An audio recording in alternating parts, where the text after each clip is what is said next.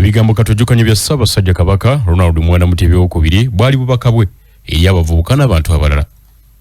Ekiseera kitulimu kirimu okusoomoozebwa okw'engeri ez'enjawulo mu byenfuna n'ebyobufuzi nga kitwetaagisa okubeera abanywevu ate abavumu.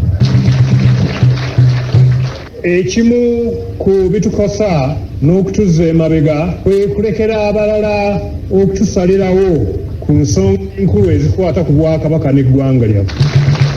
Ekiseera kituuse eddoboozi lyaffe lyongerwe okuwulirwa n'amaanyi mangi.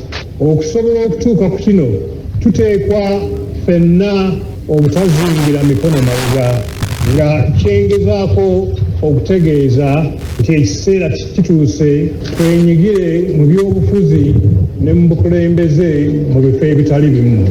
Ebigambo